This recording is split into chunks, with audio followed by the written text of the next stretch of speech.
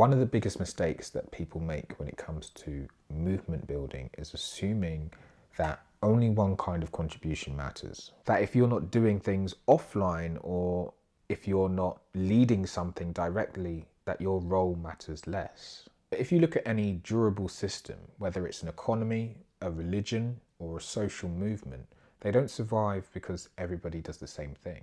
They survive because different functions exist at the same time and they reinforce each other. That's what I want to explain. A lot of people will say the same thing when they come across co-ops or movements like this. I see it all the time. They say, I get the idea, but I don't know where I fit. I've noticed that uncertainty stops people from getting involved, even when they care. And over the past 14 months, I've been studying how cooperative movements and durable systems actually sustain themselves. And a pattern keeps showing up. They don't survive because everybody does the same thing. They survive because different roles are played at different moments. First, there are educators.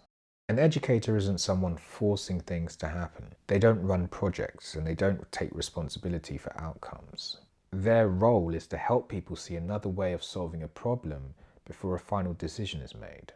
In places where work is disappearing, businesses closing usually means people losing livelihoods, skills, and stability.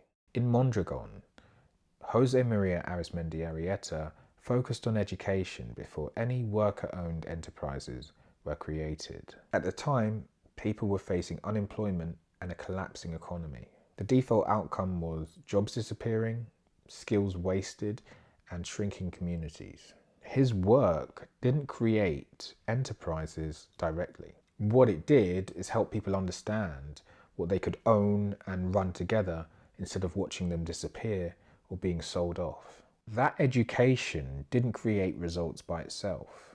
What it created was people who now knew there was another option. That's where educators meet builders. And most of the time, the educator role is much smaller than a school or an institution. It might just be a conversation.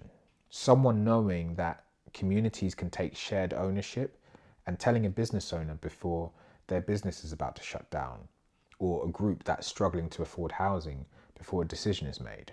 The educator role isn't about knowing things. It's about passing that knowledge on at the moment that it can change the outcome. Next, there are builders. Builders are the people who take that option and put it into practice.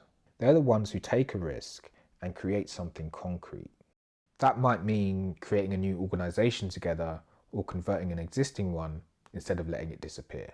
In Mondragon, a small group of people took what they had learned and formed the first worker-owned business. That didn't stay small. Over time, it grew into a network of over 100 worker-owned enterprises with its own bank, education system, and shared infrastructure.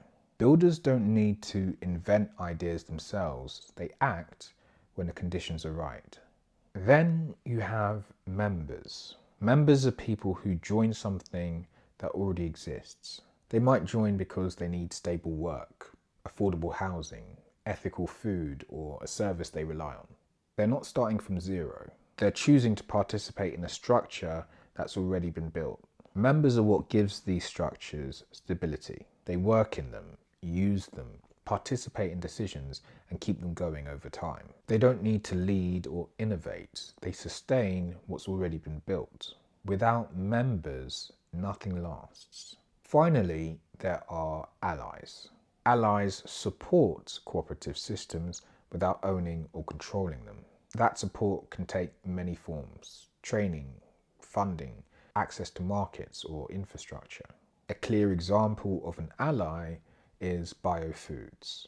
They supported small farmers to start their own producer co-op, providing training and financial stability during the transition. Biofoods didn't own the producer co-op that they helped to create. They traded with it as an equal once it could stand on its own. That's what allyship looks like when it's done well. Support without exploitation. Support without capture. One important thing to understand is that these roles are not fixed identities. One person might explain an option, then help organise, then support from the outside, and eventually become a member. What matters isn't the label, it's the function being played at that moment. Movements don't need everyone to be founders. They need educators who clarify options, builders who act, members who sustain, and allies who reinforce without taking over. If you don't know where you fit yet, that doesn't mean you don't belong. It usually just means the right moment hasn't arrived.